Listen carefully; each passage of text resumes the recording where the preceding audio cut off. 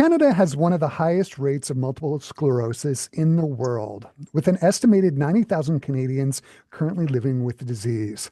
On average, 12 people in Canada are diagnosed with MS every day. MS is a chronic autoimmune disease that targets the central nervous system, specifically the brain and spinal cord. Its symptoms can be unpredictable and life altering, ranging from fatigue, limb weakness, muscle stiffness, and difficulty swallowing to chronic tingling sensations and vision problems like optic neuritis. On Sunday, May 25th, starting at 10 a.m. in Kildonan Park, the Multiple Sclerosis Society of Canada will host its annual MS Walk. This uplifting event brings together individuals living with MS and the loved ones who support them in their journey. It's more than just a fundraiser, it's a celebration of strength, solidarity, and hope. Funds raised go directly towards the MS Society and research and the vital support services affected by those who suffer from the disease. And joining me here over Zoom to talk about the MS Walk at Kildonan Park on Sunday, May 25th, I'm joined by Mona Bates, who is the Senior Director of Community for the Prairie Region of the MS Society, and Manon Lesage-Filion, who is a MS Community Spokesperson for the MS Walk and who is currently living with MS herself. Hey, Manon and Mona, great to have you here over Hi. Zoom. Thank Thanks, you. Chris. It's a pleasure to be here. Mhm. Okay, I'm just going to put it out there on Front Street. I have MS. I was diagnosed in 2009. I'm going to try and stay on the sidelines of things as much as possible throughout the conversation.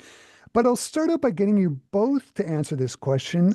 Uh, can you explain to the average listener who knows nothing about this disease what MS is and how it attacks the body? I'll just put the question out to both of you.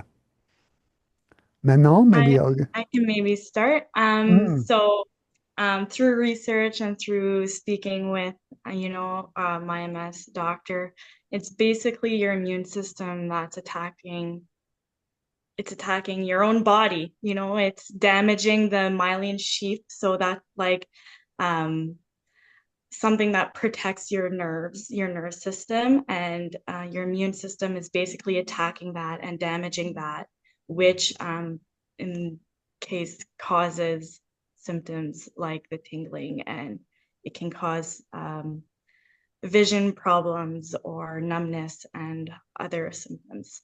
Yeah. So it's this whole idea, it's like an electrical cord, and the body's attacking the rubber on the end of the electrical cord, and things start to short out.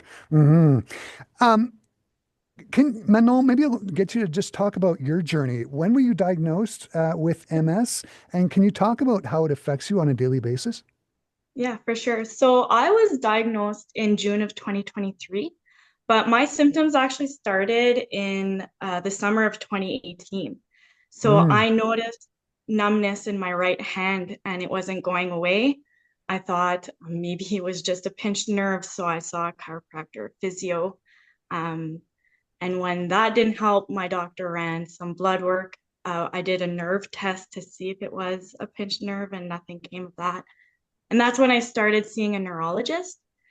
And my first MRI actually only showed one lesion on my spine. So at that time, MS wasn't on the tables at all. My neurologist didn't want me to even think about it at that time. So we just did MRIs like on a yearly basis until December of 2022 is when more lesions appeared on my spine and in my brain. And mhm, at that point, I was referred to the MS clinic here in Winnipeg, and the diagnosis came in 2023. mhm, So over the years, my symptoms haven't changed. I kind of say I'm like one of the lucky ones. I experience the numbness in my right hand daily, but it doesn't affect me on a daily basis. I can still work. I type. There's no issues there. Fatigue is starting to impact things a little bit more these days. A bit more tired. Takes me a lot of time to recover from. I play ball in the summer, so after a ball game, I'm pretty exhausted. I actually did the Ontario hike last September, and it took me a few weeks to recover from that kind of activity. So Mm, on a daily basis, it's not too bad, but once it comes to bigger activities, it takes a while to recover. Whereas I didn't used to be like that, you know? mm.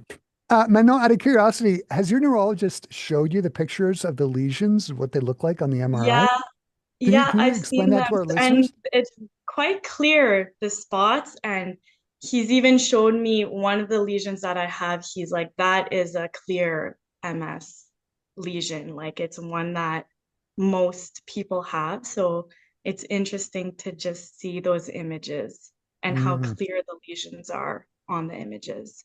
mm. And for our Classic 107 listeners, yeah, they show up as white spots, multiple sclerosis. Sclerosis means scar tissue, and you need more than one, so it's multiple, and that's how the disease got its name. Uh, Mona, I'm going to turn the conversation over to you. How long have you been with the MS Society? And can you talk about your role with the society and the community aspect that the MS Society coordinates? Yes, thanks for having me today, Chris. I'm the Senior Director of Community for the Prairies, so Manitoba and Saskatchewan. And we are involved with programs and services in the community, our events like our walk and bike, our fundraising events, and then also community support. So for example, in Winnipeg, we have a Winnipeg Hub, which is a group of community members who come together and meet and talk about advocacy issues. We work on local and national advocacy. And so we just are busy on the ground level, just reaching out to community and also just being that connection with our research community as well. There's an amazing research. The MS Research Center in Manitoba is amazing, and MS Canada funds currently has nine projects in Manitoba that we are funding. And so Mm, we just are that connection with them as well. So our hub often connects with the research center, or we bring Dr. Creamy in to speak to us. So there's a lot of great things happening right here in Manitoba. mm.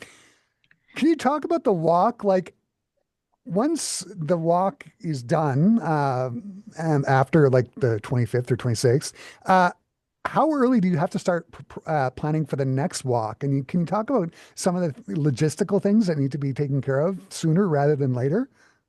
Yes, well, our coordinators are busy. They once wrap up happens, usually then by like September, they are gearing up again for the following year. So for the next year. So there's a lot of planning that goes into this.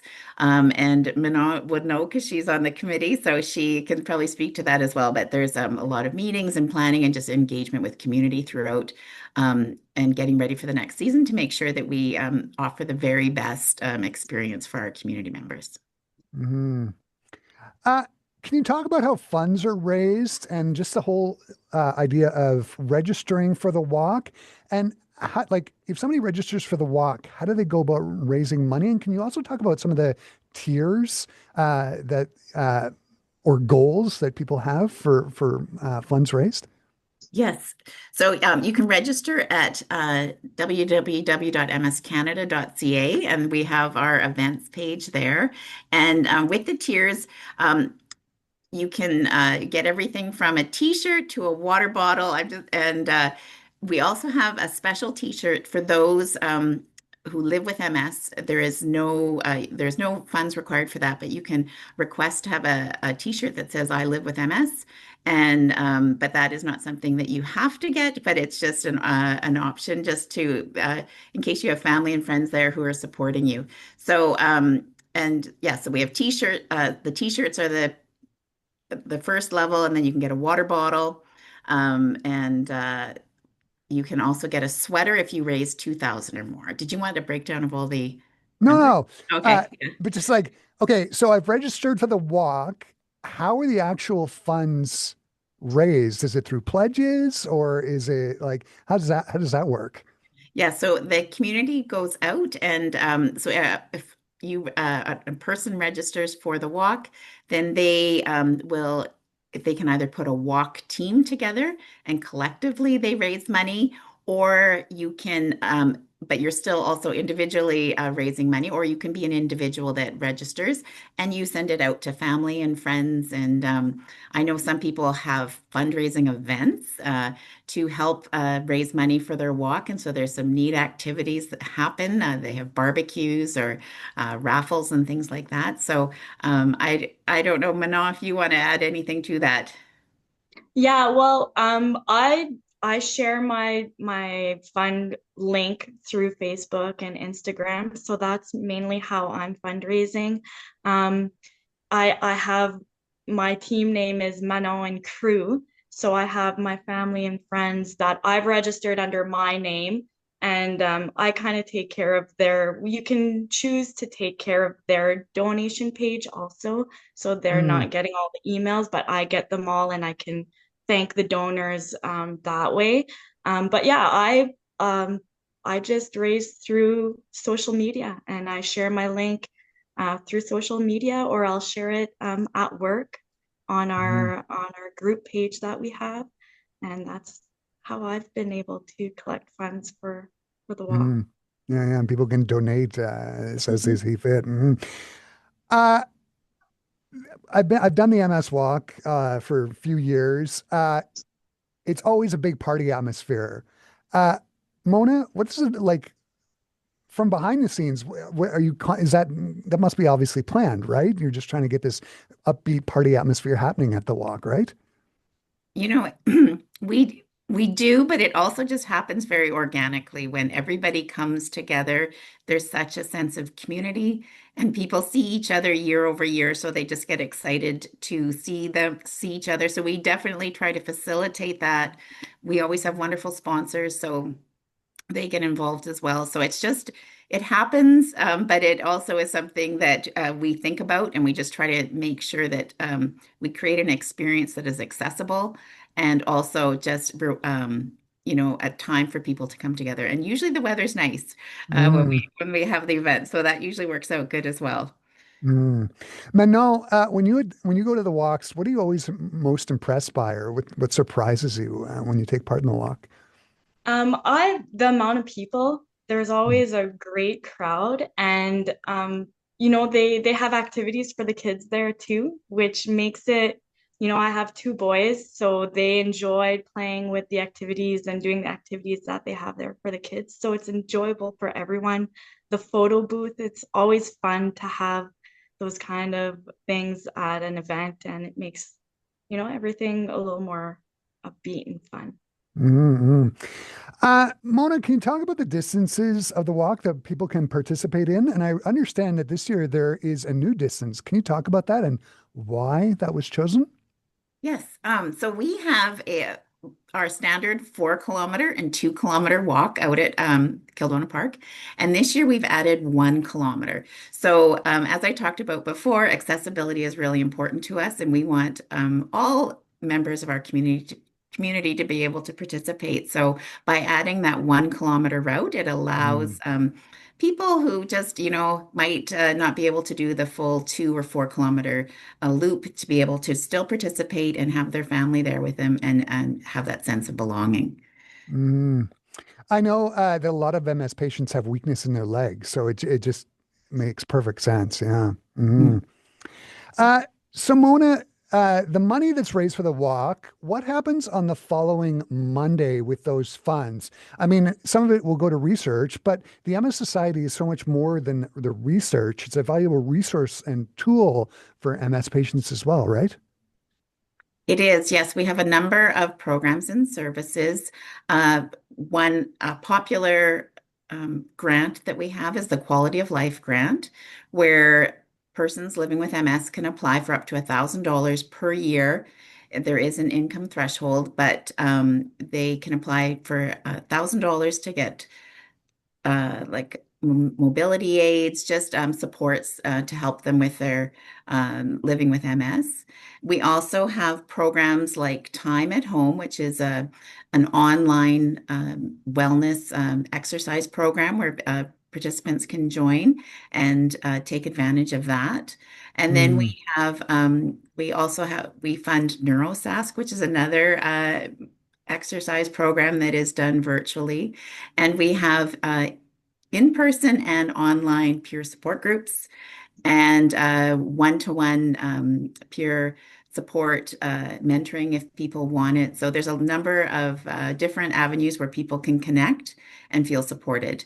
And most importantly, we have our navigators, our MS navigators, where people can either chat or phone in and get especially if you're newly diagnosed and you don't know where to go, or if you're, wanting some more information about DMTs, which are disease modifying therapies, you can call the MS navigators, and they are specially trained to provide information, not medical information, but just provide information to help support you in your journey, no matter where you are.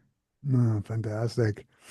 Manon, you are a community spokesperson for the MS Society. How has the society helped you? And would you say that you've seen encouraging changes in the treatment and understanding of MS since you were diagnosed? Um, I've been on the same treatment plan since I started. It's been working for me.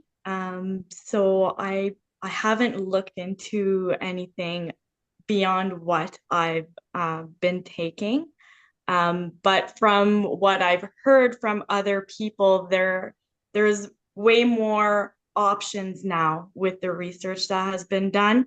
So, you're not limited to two or three different kinds of treatment plans. There are lots to choose from. And I find that was something that was almost overwhelming to see all the different options that you had on treatment wise. So that's just great to see. And Mm, as for the walk, I feel like it's just a great way to um, be involved in the community and meet with other people that go through the same struggles that, other people who have the disease go through. So it's nice mhm. to have that community. I'm going to jump in on this one. I knew I said I would stay on the sidelines, but I am going to jump in. I've had that MS since 2009, and back in the day, it was injections. That was the only thing you could do. Uh, Injections. Mine, I was on beta-seron, which is an injection I had to take every second day, gave me terrible side effects. And now, thanks a lot with MS research and the MS Society, one of the lovely things is now I take a blue pill before bed, no side effects, and it keeps the MS at bay, which is fantastic. Mona and Manon, it's been so great to talk to both of you. I'm going to wrap up the conversation by just asking if somebody's on the fence about wanting to register and take part in the MS walk, what would you tell them? What would be the elevator pitch? Manon, maybe I'll start with you.